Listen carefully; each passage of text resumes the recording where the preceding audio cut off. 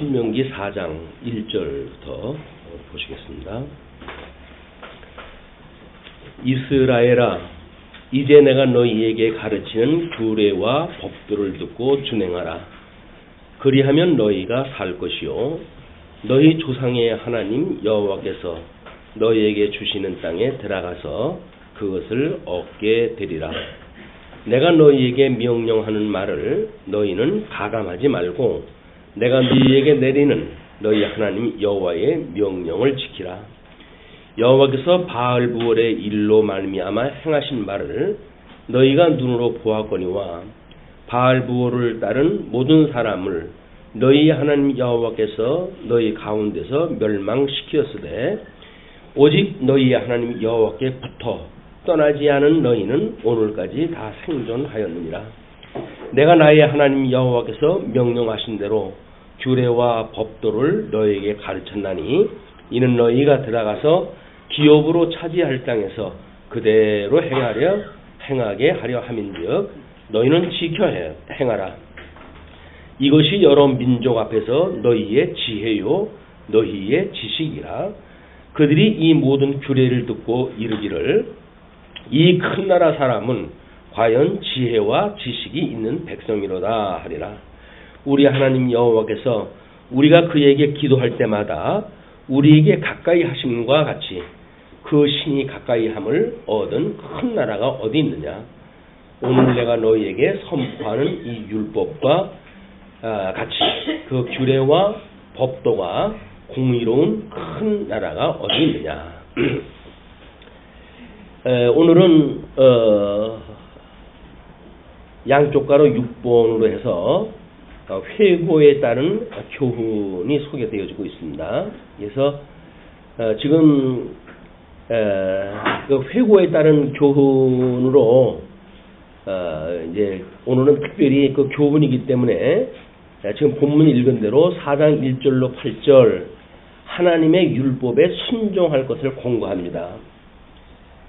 물론 지금 이 신에서 받았던 그 율법을 기반으로 해가지고 세대 교체되어진 사람들한테 지금 재교육을 하면서 이제 그 순종에 대한 공고를 갖다 하는 내용이기 때문에 이 율법 준수에 대한 모세의 권면은 뭐 앞에서 계속 반복해가지고 있었던 내용들입니다. 근데 이것이 그들이 이제 하나님께서 약속하셨던 이 가나안 땅에 들어가가지고 누려야 될 일들이에요. 그래서 이거를 율법 수용으로 된 것이 신의 산에서 받은 거라고 본다면 지금 호렙산에 이 사람들이 재교육을 받는 것이 호렙산에서 받는 거죠. 그래서 이걸 우리가 호렙산 규례라고 이렇게 이야기를 하는데 이 호렙산이라고 하는 거는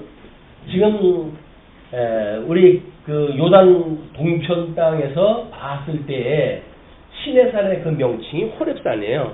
그렇기 때문에 다른 것이 아니라 같은 내용인데 일단 여기서는 재교육으로 해가지고 주는 일이기 때문에 여기서 본교육을 갖다 했을 때 그런 상황이 다르게 되어진 거는 뭐 이제 나름대로 성막을 짓는 거라든지 그런 다 완성이 되어졌고 여행은 이미 38년 이상이 되어졌기 때문에 그런 그 규례를 위한 여러 가지 내용들은 생략이 되어졌고 다만 윤리에 대한 문제들 또는 재교육을 하는 거기 때문에 지금 규례 십계명을 중심으로 해가지고 이야기가 진행이 되어지고 있습니다. 그래서 이 재교육의 내용은 이 시내산에서 했던 그 내용을 재해석이 되어진 거죠. 재해석이 되어졌고 이것은 어떻게 보게 되면 이 재교육은 이제 아담에게 주어졌던 언약까지 거슬러 올라가가지고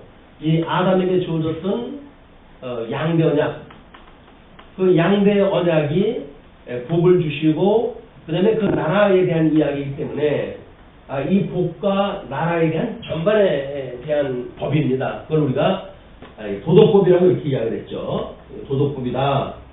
그래서 이 도덕법은 나라라고 한다면 이제 세 가지 요소가 있기 때문에 국민, 그다음에 국토, 국권 이렇게 이제 있다고 그랬죠.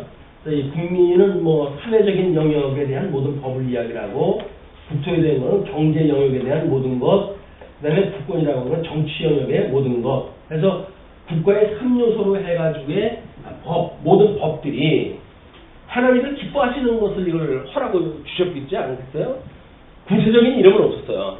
다만 이 국민에 대해서 뭐 이제 그다음에 육, 번, 성, 이거 생육번성 하라고 이야기를 했으니까, 그래서 이 출생에 하는 그런 그 문제를 위하여는 뭐 결혼에 대한 것이 여기에 포함이 되어지기도 하고, 육성이라고 한다면 교육에 대한 이야기가 포함되어지기도 하고, 그다음에 번이라고 하는 번창되어지는 그런 그 일이기 때문에 무슨 사회제도나 결혼제도라든지 이런 그 제도에 대한 영역들이 여기 포함되어진다고 보여집니다.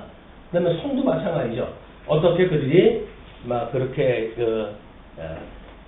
확장되어지는 것 이외에 나름대로 성하게 되어지는, 막 그래서 지금 여기서는 너희들이 지혜와 지식이라고 이렇게 이야기를 했어요.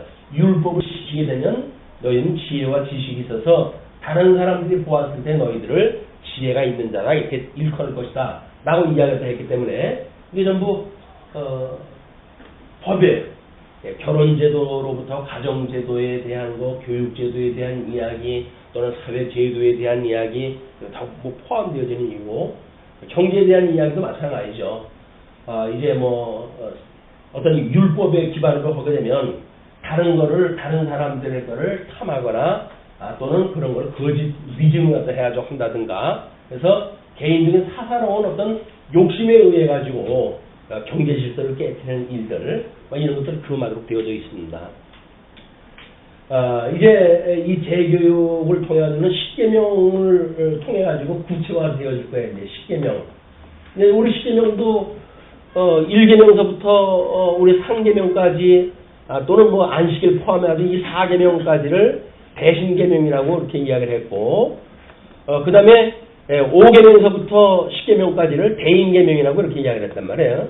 근데 이 대인계명의 내용을 보게 되면, 이제 5계명은 뭐 부모를 공경하라 라고 하는 걸로 해가지고 정치 영역에 대한 그런 거 이야기라고 그랬고, 그 다음에 6번, 7번 살인하지 마라, 간음하지 마라 라고 하는 그것이 결국은 사회 영역에 대한 전반적입니다. 생육, 번성해야 되는데 살인하고 그 다음에 거기에서 이런 어떤 번성하는 데에 방해가 되는 일, 생육하는 데에 방해가 되는 일, 이런 것들이 전부 여기 이제 해당되는 일들이에요. 그 다음에 8번서부터 10번까지가 경제 영역에 되어진 겁니다. 그래서 뭐 도둑질, 이 도둑질하는 것 또는 이웃의 물건을 탐하는 것, 위증하는 것, 자기의 유익을 위하여 위증하는 모든 것들도 포함되어지고, 이거는 지금도 뭐 우리 삼성의 총수가 위법 사례로 벌어진 거지 위증죄가 포함되어져 있더라고요. 이거는 이런 것들은 이미 저 아람에서 주었던 언약을 일반 상식적으로 사회에서 이미 다 사용되어지는 것들이에요. 그렇기 때문에 이스라엘 백성들이 이야기하는 십계명에서 포함되어지는 이런 국가법 일체에 대한 것들이 도덕법으로 주어졌기 때문에 이거는 이스라엘 백성들의 문제만이 아니죠. 왜? 아담에게 주어진 거기 때문에. 그래서 이제 보통은 이스라엘 백성들한테 주어졌던 모든 계명은 예수 그리스도가 다 성취를 갖다 했다 이렇게 이야기를 해요. 예수 그리스도가 성취를 갖다 했다. 그런데 도덕법은 아직도 남아져 있다라고 하는 그 이야기는 이 구약 성경에서 이야기하고 있는 십계명에 대한 이야기가 아니라, 이 십계명이라고 하는 것은 저 도덕법의 모법이에요. 그러니까는 아브라함으로부터 시작되어진 이스라엘 국가, 이 선민 국가의 어떤 이런 규례를 위한 모든 법이 있잖아요. 이 규례를 위한 모든 법은 선민 국가가 예수님을 통해서 이루어질 때는 다 이루어진 거예요.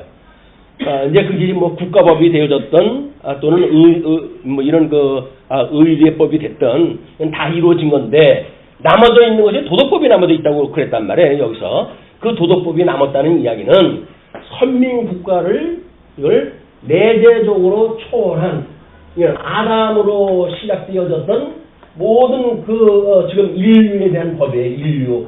인류에 대한 법이기 때문에 선민 국가가 이루었다고 해야지 율법이 다 이루어진 건 아니죠. 이건 모형적인 걸로 이루어졌기 때문에 실체적으로 주어진 법은 아직도 유효한 거예요. 그걸 지금 선민국가에게 주어졌던 10계명을 중심으로 한 율법을 어떤 거는 이루어졌고 어떤 건 안 이루어졌고 라는 개념이 아니라 율법으로 주어졌던 선민국가에게 주어졌던 율법으로 주어졌던 모든 건 다 이루어졌고 그 다음에 아담에게 주어졌던 원형의 도덕법은 이 선민국가를 내재적으로 초월한 법으로 되어졌기 때문에 전 인류에게 주어진 법 아닙니까? 아담에게 주어졌으니까. 이거는 이 아브라함으로부터 시작되어진 이스라엘 백성들한테 그 주어진 법을 뛰어넘는 법에 대한 그런 것이 지금 좀 나머져 있다는 이야기인데 그 나머져 있다는 이야기는 물론 우리 예수 그리스도에 의해서 그것이 우리가 용서를 받게 되어지는 거예요. 여전히 예수님 때문에 이 도덕법의 모든 것도 예수님이 다 이루심으로 해가지고 성취가 되어졌고 앞으로의 우리가 살아가는 모든 이런 정치 영역에 대한 것 또는 경제 영역에 대한 또는 사회 영역에 대한 모든 법도 우리 예수님이 온전케 해가시는 겁니다. 이게 이거는 어떤 율법에 대한 것만 예수님이 온전케 한다라고 하는 작은 개념이 아니라 우리는 도덕법 전체가 또는 성도들의 일반적인 어떤 윤리에 대한 문제가 다 포함되잖아요. 이런 그 모든 법도 결국은 예수 그리스도에서 완성을 갖다 해가는 첫째 아담의 저런 불순종으로 인해 가지고 상실되어졌기 때문에 이 도덕법이 전부 저주 아래에 있는 것으로 지금 이루어진 거 아니에요? 이거를 둘째 아담이신 예수님으로 회복이 되어져서 이 회복되어진 이런 그 도덕적인 법, 도덕법 이걸 우리가 사랑의 법이라고 이렇게 이야기합니다. 사랑의 법.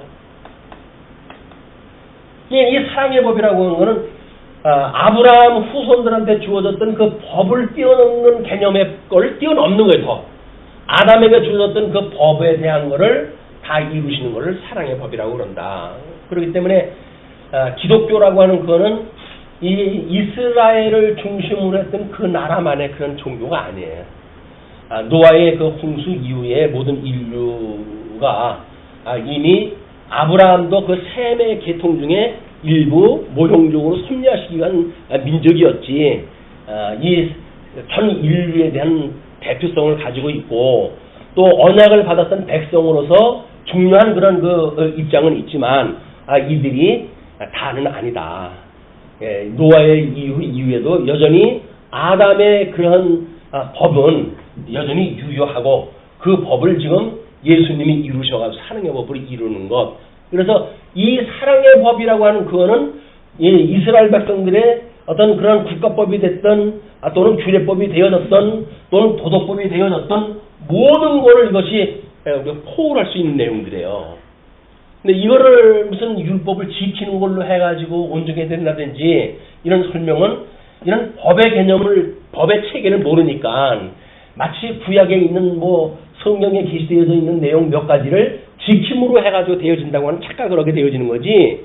아담에게 주어졌던 그걸로 해가지고 우리가 죄 아래 죽었고 그다음에 사망 권세의 종로로 하고 있고 그런 개념으로 이해를 한다고 한다면 유대인들도 그런 망발을 할 수가 없는 거야. 근데 어떡합니까? 그 작은 세계관을 가지고 자기네 선민국가 또는 선택되어진 백성 이래서 오실 메시아를 자기네들로부터 시작되어지는 분으로 이해를 하기 때문에 기독교를 한낱 이스라엘의 종교로 국한되어지는 이런 작은 시각으로서의 이스라엘 백성들의 그런 역사관 또는 종교관을 우리가 볼 수가 있는 겁니다. 그러나 이것은 전 인류에게 줬던 아담에게 주어졌던 것을 둘째 아담이신 예수님의 이루심으로 해가지고 이 도덕법은 지금도 우리 성도의 윤리의 문제를 우리가 어떻게 봐야 되겠는가 라고 전 영역에 포함되어지는 거야. 그를 웨스트민스터 신앙고백에서는 우리 이런 그 계명을 전부 풀어가지고 도덕법의 그 수많은 사례 같은 것 이런 것들을 그래서 정치 영역이라고 한다면 부모를 공경하라 라고 해가지고 이 부모에 대한 공경에 대한 문제가 아니라 이 공경에 대한 문제가 아니라 다스리는 문제이기 때문에 요거는 이 부모 이 부자지간의 그런 그 문제뿐만이 아니죠. 그게 신약 성경에 들어오게 되면 부자지간 또는 주종지간 이 주인과 종과의 관계를 어떻게 해갈 것인가 뭐 이런 그 이야기가 포함되어지는 거예요. 그리고 부부에 대한 이야기 이 부부에 대한 이야기는 뭐 과거에는 이제 남편이 아내의 머리에 있었으니까 그거를 신약교회에 와가지고는 그걸 어떻게 풀이를 갖다 할 것인가라고 하는 것이 신약 성경을 이해하려고 한다면 이것이 전부 들어와야 되는 거예요. 근데 그런 걸 배제하고 뭐 새롭게 또는 따로 이거 설명하는 방식은 십계명 내의 도덕법을 제거시키려고 하다가 오히려 그 원형을 잃어버리게 되어지는 이런 우를 범하게 되어진다. 이걸 이제 우리가 신명기가 특별히 4장에서는 뭐가 언약이 되었냐면 내가 약속한 땅에 들어가게 됐을 때 어떻게 될 것인지에 대한 이것이 설명이 되어져 있기 때문에 매우 중요한 그런 그 장이기도 합니다. 그래서 1장부터 8장까지 율법에 순종할 것을 공고하고 9절로부터 14절을 보시게 되면 계명받은 호렙산 사건을 회고해요. 자, 오직 너는 스스로 상가며 내 마음을 힘써 지키라. 그리하여 내가 눈으로 본 그 일을 잊어버리지 말라. 내가 생존하는 날 동안에 그 일들이 내 마음에서 떠나지 않도록 조심하라. 너는 그 일들을 내 아들들과 내 손자들에게 알게 하라. 그러니까 목도한 세대이 있죠. 율법을 받았을 때 목도한 세대가 있어요. 그러나 이 목도한 세대뿐만 아니라 이거는 오고 오는 세대에게 진리가 전승되어짐으로 해가지고 본자나 듣는 자나 똑같이 이 하나님의 법에 적용이 되어지는 겁니다. 이거를 뭐 모든 그 성경에 계시가 되어져 있고 요한계시록에서도 이제 거기는 뭐 읽는 자, 그다음에 듣는 자, 행하는 자라는 걸로 해가지고 말씀이 한번 떨어지게 되면 그거를 어떤 전역에 되어지는지 모든 그 구성원들 전체에 대해 해당되어지는 거지 어떤 일부만이 해당되는 문제가 아니다. 그렇게 이제 보셔야 되겠죠. 그리고 내가 호렙산에서 내 하나님 여호와 앞에 섰던 날에 여호와께서 내게 이르시기를 나에게 백성을 모으라. 내가 그들에게 내 말을 들려주어 그들이 세상에 사는 날 동안 나를 경외함을 배우게 하며 그 자녀에게 가르치게 하리라 하시매. 그래서 사실은 이스라엘 백성들뿐만 아니라 우리는 자녀들이 나게 되면 전부 교육 문제가 이제 쓰게 되어지는 거 아니에요? 우리 자녀들한테 교육을 시키는 제일 먼저 뭐 아이가 하게 되면 뭐 기는 법서부터 걷는 법서부터 해가지고 일체를 우리가 이 보호자 노릇을 다 하잖아요. 걸음마 해가지고 한 발 쓰게 되면 박수를 쳐주고 격려하고 이것이 아이들을 기르는 우리들의 교육 방법이었어요. 배밀이 한 번을 갖다 해도 그렇고 한 번 뒤집기 한 판 하게 되면 뭐 그냥 주변에 있던 사람들이 전부 박수를 치고 기뻐하고 그러지 않았어요? 왜냐면 교육의 진보가 보이니까 그런 거거든요. 사람 구실을 해간다는 이야기거든요. 자기 형상을 따라서 뭔가 자꾸 육성되어지는 게 보이는 거예요. 그 육성이 되어져야 또 이제 뭐 성장이 돼가지고 아기도 낳고 해서 다시 또 이것이 이제 나름대로 번성도 되어지고 그러기 때문에 끊임없이 그렇게 계속 되어지고 있는데 지금은 이런 방법이 잘못돼가지고 뭐 경제 문제를 위한 그런 그 교육 문제로 이게 전락이 돼버린 거예요. 그렇기 때문에 이 저주받은 사람들한테는 이거 할 수 없는 그런 그 일이죠. 끊임없이 우리가 어떻게 교육을 하는가, 뭐 어떻게 교육을 시켜야 돈 잘 벌게끔 하느냐, 뭐 이런 걸로 교육이 되어지다 보니까는 사람들이 치열한 경쟁에 치우쳐가지고 아이들이 살아도 사는 게 아니에요. 거의 지옥에서 사는 거나 마찬가지인데 워낙 저주받은 사람들이 지옥에서 사는 거를 실감나게 보여주는 것이 현재의 교육제도라고 보여집니다. 얼마나 지옥에서 경쟁 체제에 무한 경쟁 시대에 뭐 옆에 친구가 아니에요. 뭐 어떤 그 절대 평가도 아니고 상대 평가도 하게 되면 막 이렇게 서열 문제가 결정이 되어지기 때문에 친구가 더 이상 친구가 아닌 이런 그 시대에 살게 되는 우리 아이들의 안타까운 모습을 우리가 보게 되어집니다. 자, 그런데 이제 그 받았을 때의 그런 그 이야기 가르치게 하라.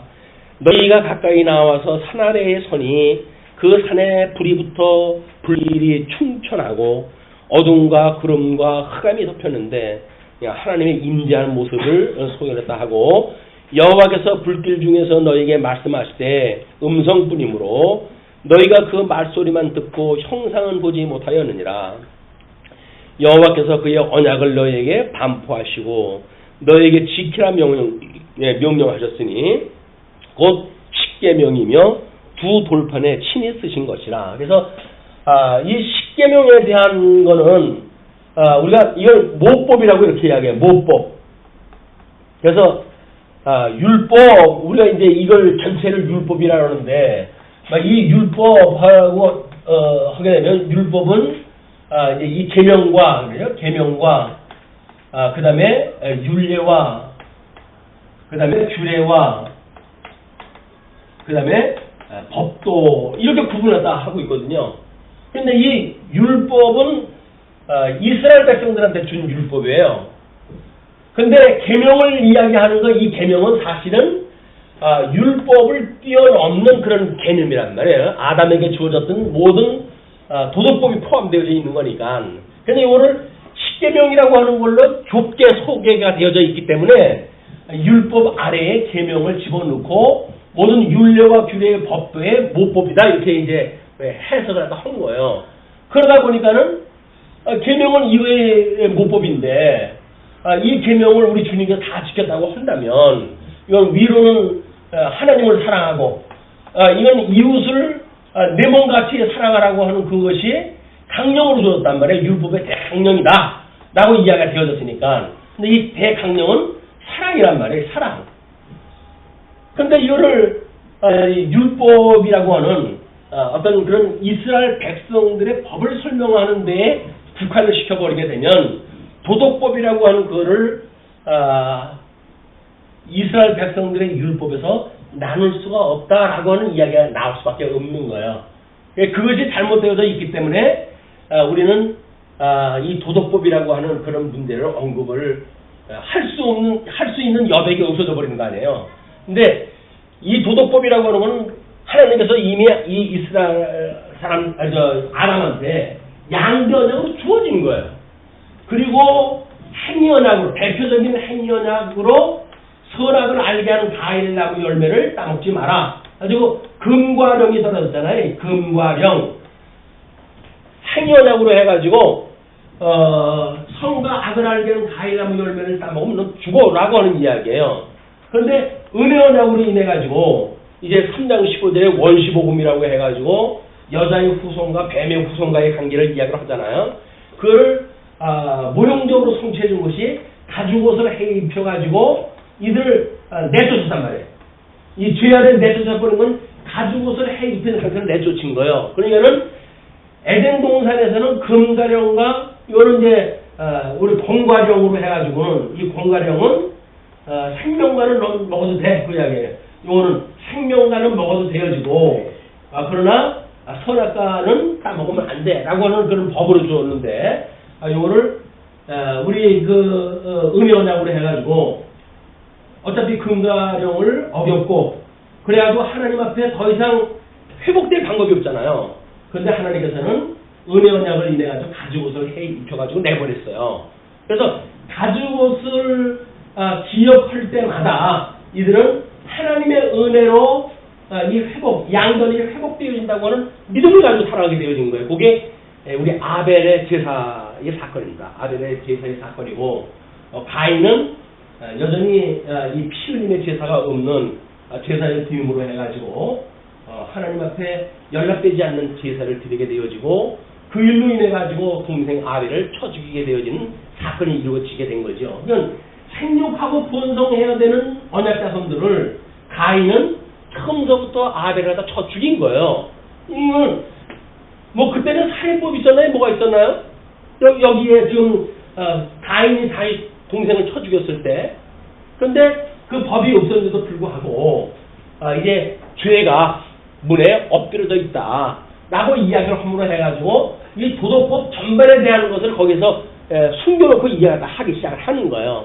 그래서 그 죄에 대한 이야기가 나오고 내 죄가 너무 무겁다, 출배나 받는 그런 죄에 대한 이야기가 나오고, 그런 그 이야기는 이런 도덕법을 기반으로 한 것이 있는데 실체적인 도덕법에 대한 이야기가 구체적으로 나오질 않아요. 그러나 이 도덕법에 대한 거를 우리 모형적으로 보여주는 이스라엘 국가를 통해 가지고 하나님께서는 십계명을 중심으로 해가지고 이걸 구체적인 설명하다 해가는 방식이에요. 그렇기 때문에 이거를 이스라엘 백성들한테 주어진 율법으로 국한시켜 놓게 되면 실체적으로 아람에게 주어졌던 행위 언약에 대한 일반 모든 법에 대한 이런 것들이 찾을 길이 없어요. 그냥 이스라엘 국가의 율법에서만 그걸 찾아야 되니까 거기서 어떤 거는 도덕법이고 어떤 거는 규례법이고 어떤 건 국가법이라 뭐 이런 것들을 구분할 방법이 없잖아요. 신학자들 방법이 없어요, 이거는. 그런데 웨스트민스터 신앙고백에 보게 되면 이것이 저 도덕법이 아담의 법으로부터 시작이 돼요. 그리고 우리 구속에 대한 이야기를 모든 율법의 죄로부터 구속을 했던 예수 그리스도가 이 죄를 대신 지셨다라고 하는 사항을 설명을 허물어 해가지고 소위 우리가 그동안 뭐 설명을 게을리 해왔던 그 도덕법에 대한 거를 예수 그리스도의 구속사역에 아주 중요한 그런 이론으로 제시가 되어집니다. 그러니까 율법 문제를 가지고 율법을 지켜야 되느냐 안 되느냐, 뭐 율법과 복음이 아마 이것이 상대적인 건데 뭐 이런 걸 가지고 설명이 안 되는 거예요. 그보다 더 광대한 법의 조직으로 되어 있다. 어차피 이런 국가 체제가 되어진다고 한다면 법 체제가 없이 이게 돌아가지는 않잖아요. 한 법이 있고 인간들이 자기 중심으로 세워가는 법이 있죠.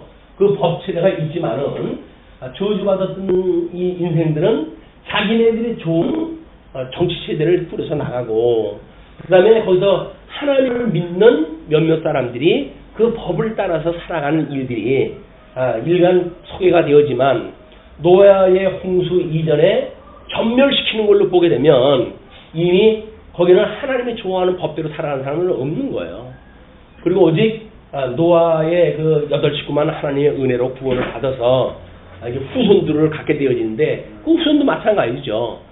결국은 바벨탑 사건으로 해가지고 흩어질 수밖에 없었던 그런 그 일들이 이 도덕법 전체가 하나님의 보시기에 악한 거예요. 그러니까 뭐 정치에 대한 많은 것도 흩어지기를 유언해가지고 뭐 계획을 세우는 모든 일서부터 이런 것들이 그들이 시도했던 그런 그 법의 체제이기 때문에 그렇습니다. 그걸로 인해 가지고 그 이후에는 전 인류에 대한 설명이 안 나오잖아요. 노아 이후에 백성이 흩어지고는 그렇게 집단적으로 어떤 노아 후손에 대한 이야기가 언급되지 않으니까 이 이야기는 마치 없는 것 같이 없어지고 만 거예요. 그리고 법에 대한 것이 선민국가를 통해 가지고 율법이라고 하는 걸로 등장이 된다 보니까 우리는 거기에 포커스가 맞춰져 가지고 저 도덕법을 우정 잊어버리고 살아왔고, 그러다 보니까는 여기서 도덕법이 율례와 규례와 법도라고 하는 이런 내용 중에 어떤 거는 도덕법이란 말이냐, 뭐 이런 걸로 해가지고 헷갈리기도 하고 이것이 지금까지의 상황이라고 보여집니다. 그러나 우리는 이제 이 계명은 저 도덕법의 내용을 포함되어져 있는, 그래서 이걸 세 가지 영역을 다 넣었잖아요. 5계명부터 10계명까지를 이걸 대인계명이라고 그랬으니까 대인계명이 어떻게 하나님 나라를 중심으로 해가지고 법조직이 되는가, 또는 1,3계명으로 해가지고 어떻게 하나님에 대한 계명, 대신계명이니까 대신계명을 깨닫고 하나님하고의 관계를 회복하는가, 뭐 이것도 삼위일체 하나님이라고 이렇게 이야기를 했어요. 삼위일체의 하나님에 대한 이야기를 하고, 그리고 그 관계가 회복되어지는 것이 안식에 회복되어지는 거기 때문에 넷째 날 우리가 안식을 취하라, 안식일을 지키라 라고 하는 그 이야기는 이 5계명부터 10계명까지 다 이름으로 해가지고 결국은 하나님과의 관계가 회복되어지고 안식에 우리가 거하게 되어지는 거란 말이에요. 이걸 예수님이 이걸 온전케해서 내 이웃을 내 몸과 같이 사랑하라고 했던 그 사랑을 완성을 했기 때문에 우리가 안식에 참여가 되어진 거예요. 이건 예수 그리스도의 이런 온전케 했던 율법으로 당신께서 온전케 하고 당신께 다 지키고 그런 걸로 인해서 우리는 예수님의 은혜로 안식에 거하게 되어진 거예요. 혹시 우리가 안식을 지키는 이야기지 우리가 뭘 지켜가지고 안식에 거하게 되어집니까?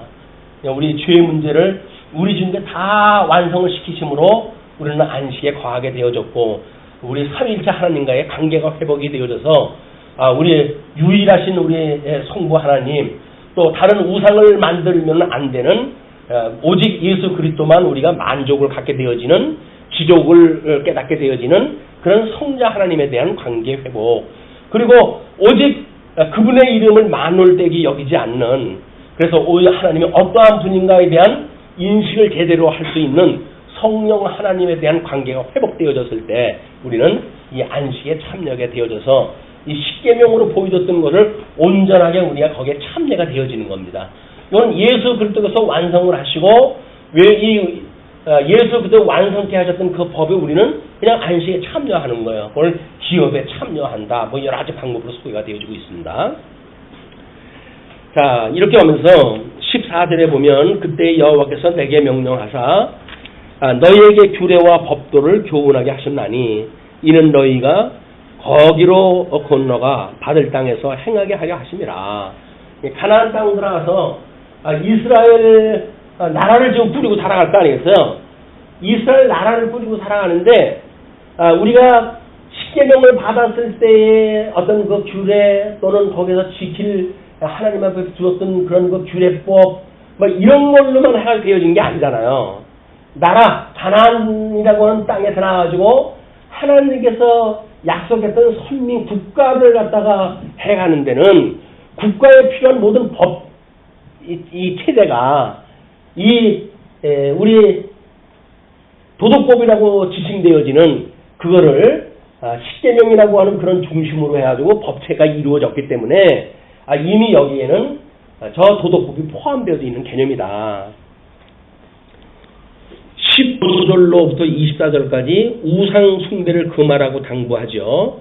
이거는 우리가 계명을 받았으니까 특히 두 번째 계명에 대한 그런 그 일이기도 합니다. 왜냐하면 예수님이 와가지고 이걸 다 이루실 것인데 우리는 마치 거기에 어떤 다른 우상을 통해 가지고 이걸 이룬다고 생각하는 일이 있기 때문에 일단 그 우상 숭배에 대한 문제가 언급이 되어져요.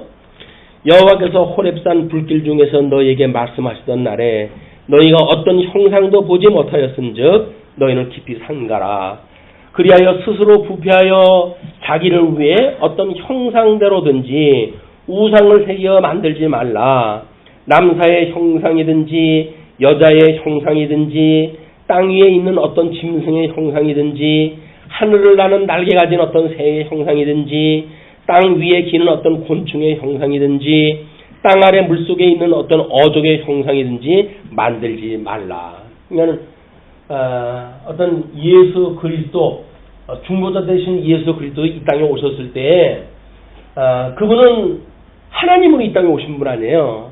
그러니까 그 하나님의 형상을 그려내면 안 되는 거예요. 그래서 우리 개혁교회에서는 교회 내에 어떤 화도 성화라고 소위 이야기를 하는데 그걸 그려 붙이지 못하도록 되어져 있어요.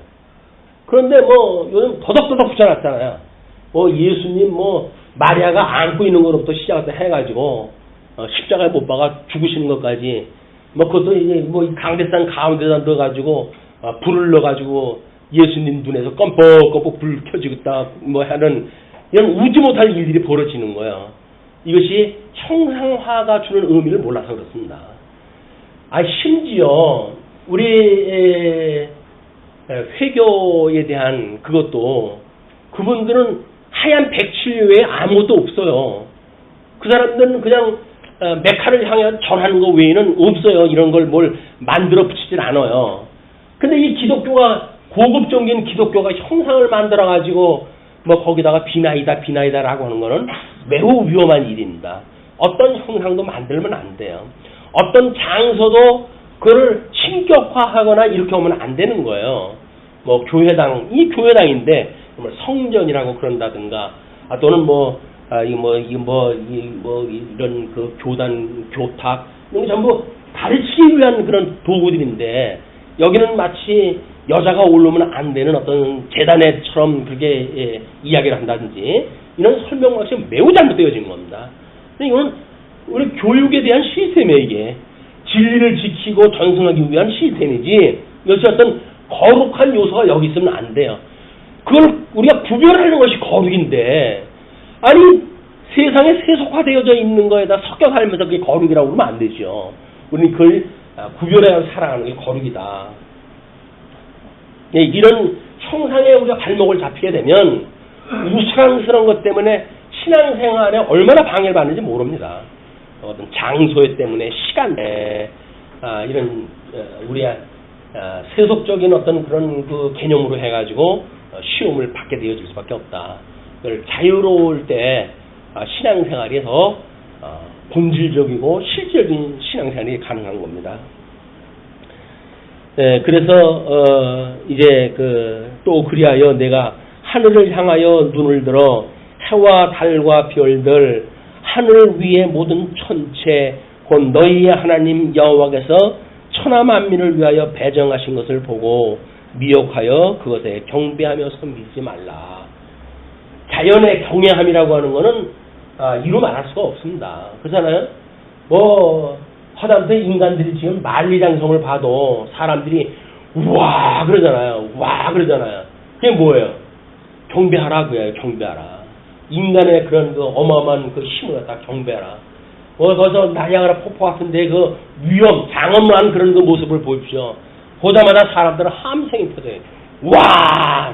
그게 뭐예요? 찬양하는 소리니까요. 그렇게 하지 말라는 거예요, 그냥. 하나님이 지어놨던 땅이 그렇게 되어진 건데, 하나님을 찬양하면 모를까? 하나님이 만들어 놓은 땅이 기괴하게 되어진 걸 보고 우리가 와! 하고 찬양하지 마라, 그냥. 근데 그만큼 경외감이 있어요. 왜? 자연 앞에 인간은 보잘것없지 않습니까? 그러니까는 그 어마어마한 자연이 경외의 대상이 되어지는 겁니다. 하지 마라. 여호와께서 너희를 택하시고 너희를 풀무불 곧 애굽에서 인도하여 내사 자기 기업의 백성을 삼으신 것이 오늘과 같아도 여호와께서 너희로 말미암아 내게 진노하사 내게 요단을 건너지 못하며 내 하나님 여호와께서 내게 기업으로 주신 그 아름다운 땅에 들어가지 못하게 하리라고 맹세하셨은즉 내가 실수 한 번도 안 하고 반석 한번 쳤다라고 하는 그것 때문에 하나님께서 지금 진노해가지고 나한테 가나안 땅 못 들어간다고 이야기하는데 너희들 우습게 여기지 마라 그 이야기에 그런 그 죄에 대한 이야기를 조그만 거 하는데 이렇게 하지 마라 그 이야기에 나는 이 땅에서 죽고 요단을 건너지 못하려니와 너희는 건너가서 그 아름다운 땅을 얻으리니 나는 들어가지도 못하는 땅인데 너희들은 거기 들어가서 그 아름다운 땅을 보지 않냐. 이거는 모세가 아니면 느낄 수 없는 감정이에요.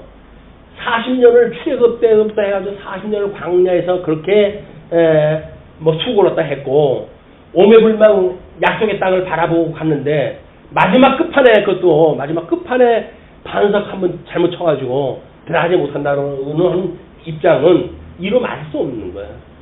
솔로 이 성전을 지고 싶어가지고 그렇게 준비를 했다 했던 다윗이 하나님 앞에 너는 안 돼! 라고 하는 걸로 해가지고 아들 솔로몬에 의해서 성전이 지어지고 자기는 그거를 짓지를 못하잖아요.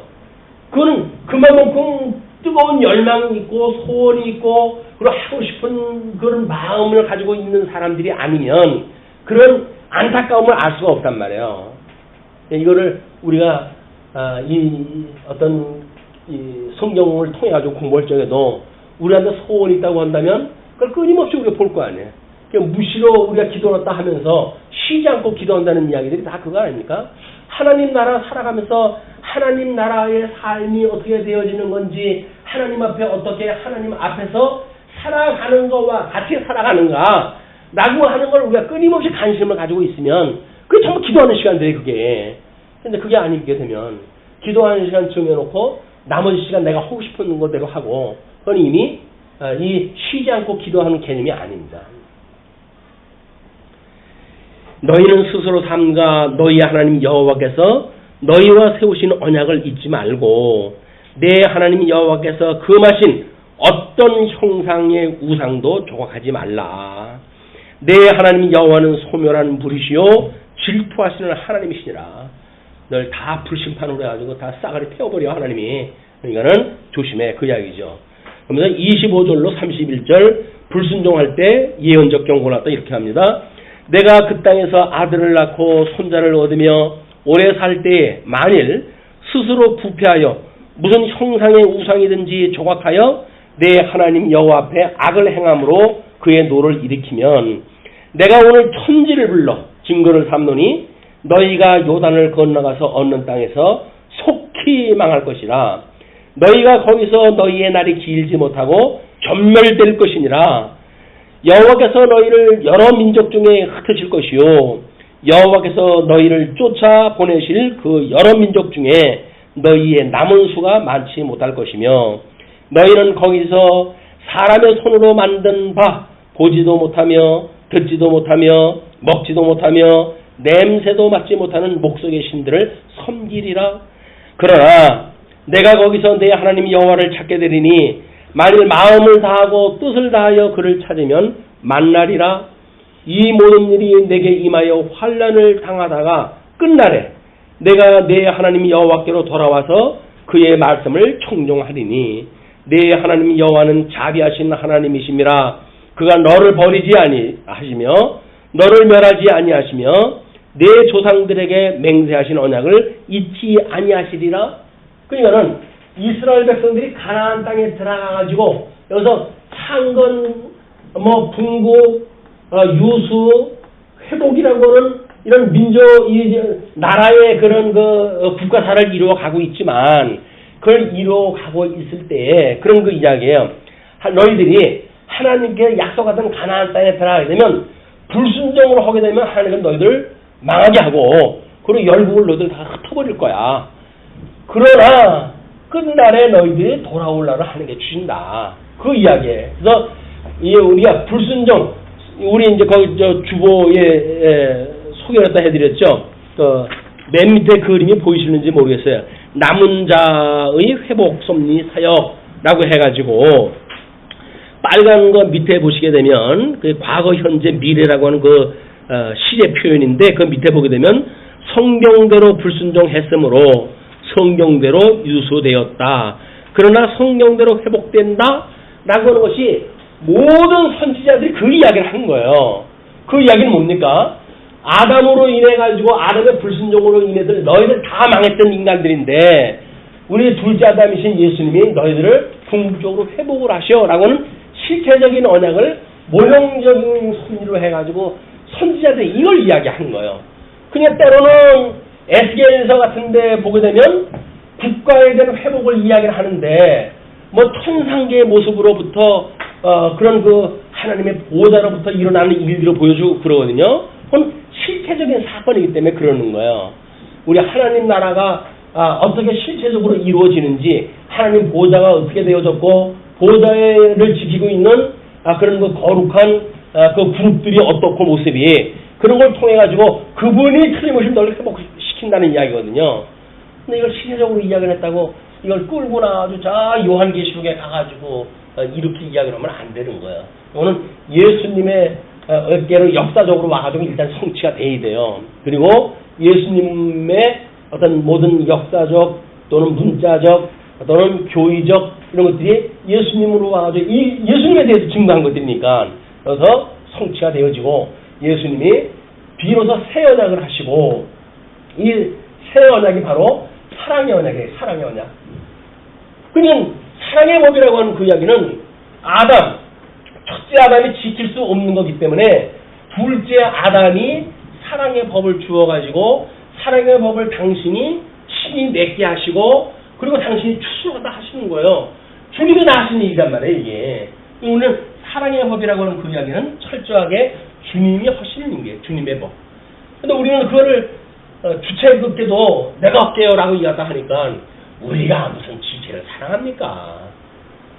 지 몸에 대해서 사랑을 갖다 허락했어요. 우리는 내 몸 줘서도 사랑을 안 해요. 우리가 우리 몸을 얼마나 혹사하면서 사랑하는데요. 내 몸 같은 사랑하게 되면 다른 사람 죽이죠. 그렇지 않겠어요?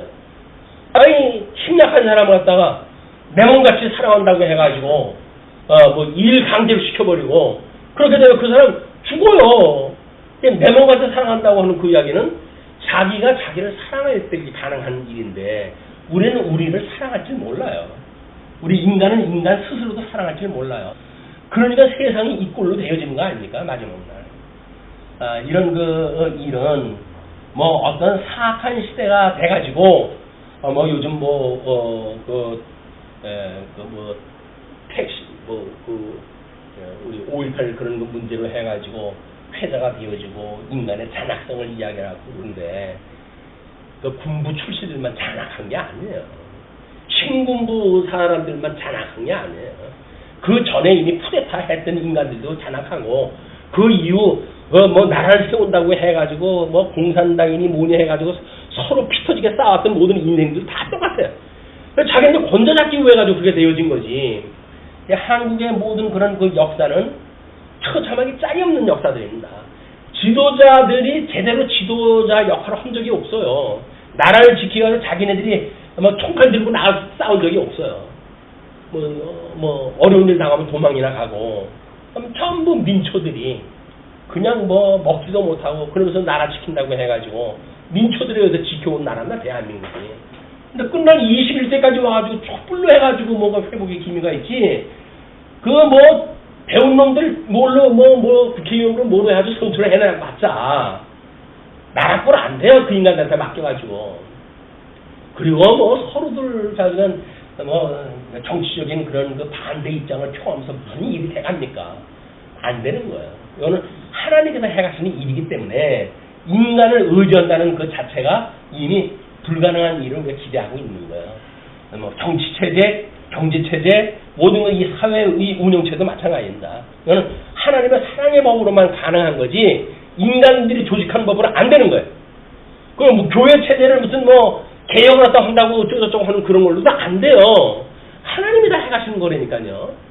그러니까는 세상이 감당할 수 없는 방법으로 하는 거예요. 그걸 우리가 뭐 이걸 봉줍치의 원리라고 이렇게 이야기를 했잖아요. 성경으로 한 다스리는 세상 사람들을 흉내낼 수 없는 그런 법이란 말이야. 뭐 사회에 대한 거 마찬가지죠. 사적생의 원리 이런 걸로 되어지는 거고 이것도 연주법의 원리로 해가지고 되어지는 거기 때문에 주님이 해하시는 일이기 때문에 인간의 방법으로 될 수 없는 겁니다. 이게 예수님이 죽으시고 예수님이 부활하심으로 이루어지는 사건이기 때문에 복음 이해의 방법은 될 수가 없어요. 무슨 뭐 사회 정의를 위해 가지고 무슨 교회 정의를 위해 뭘 한다.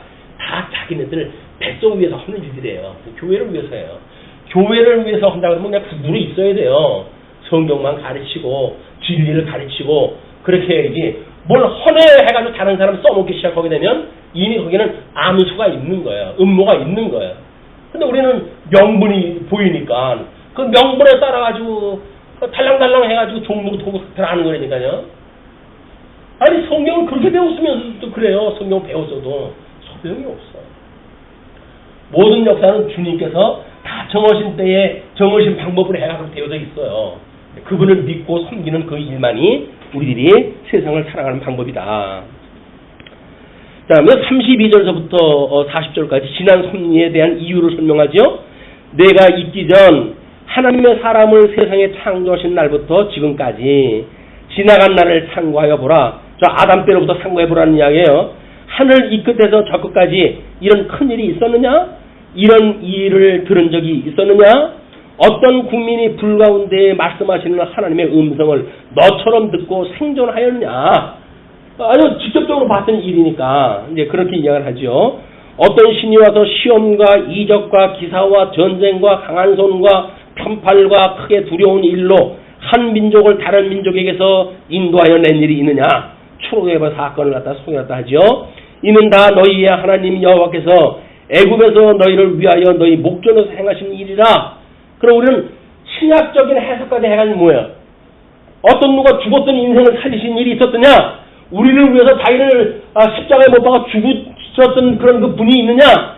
그분이 우리를 사랑하신다고는 예수 그리스도의 사랑이 절절히 있는 거 아닙니까? 여기서 그 내용에서 그걸 우리가 발견을 해내야 되는 거죠. 그러면서 이것을 내가 나타내심은 여호와는 하나님이시요 그 외에는 다른 신이 없음을 내게 알게 하려 하십니다. 여호와께서 너를 교훈하시려고 하늘에서부터 그의 음성을 내게 듣게 하시며 땅에서는 그의 큰 불을 내게 보이시고 내가 불 가운데서 나오는 그의 말씀을 듣게 하셨느니라. 여호와께서 내 조상들을 사랑하신 고로 그 후손인 너를 택하시고 큰 권능으로 친히 인도하여 애굽에서 나오게 하시고 할례를 받은 아브라함의 백성들 가운데 애굽에서 유월절을 지켜가고 나오게 하셨던, 그래서 이거는 할례와 유월절이라고 하는 두 절기가 언급이 되어야 돼요. 너보다 강대한 여러 민족을 내 앞에서 쫓아내고 너를 그들의 땅으로 인도하여 들여서 그들을 내게 기업으로 주려 하심이 오늘과 같으니라. 그런즉 너는 오늘 위로 하늘에나 아래로 땅에 오직 여호와는 하나님이시요 다른 신이 없는 줄을 알아 명심하고 오늘 내가 내게 명령하는 여호와의 규례와 명령을 지키라. 너와 내 후손이 복을 받아 내 하나님 여호와께서 내게 주시는 땅에서 한없이 오래 살리라. 이게 뭐예요? 하나님께서 약속하신 새 나라, 우리 하나님 나라, 근데 이 강령에 있는 주님의 몸된 교회예요. 이 하나님 나라, 영원한 나라예요. 영원한 나라. 이 영원한 나라에 우리가 백성으로 영원부터 하나님 경험을 살아가게 되어 있다. 그 이야기예요.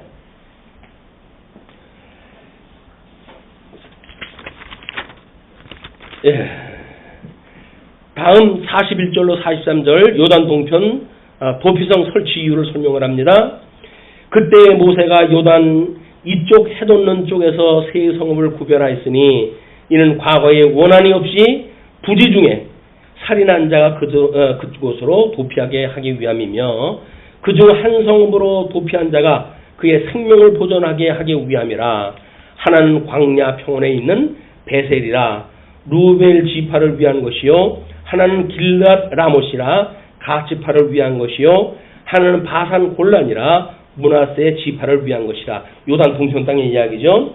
그래서 44절부터 49절까지 모세가 율법을 선포한 지역을 설명을 합니다. 모세가 이스라엘 자손에게 선포한 율법은 이러하니라. 이스라엘 자손이 애굽에서 나온 후에 모세가 증언과 규례와 법도를 선포하였으니 요단 동쪽 벳부올 맞은편 골짜기에서 그리하였더라.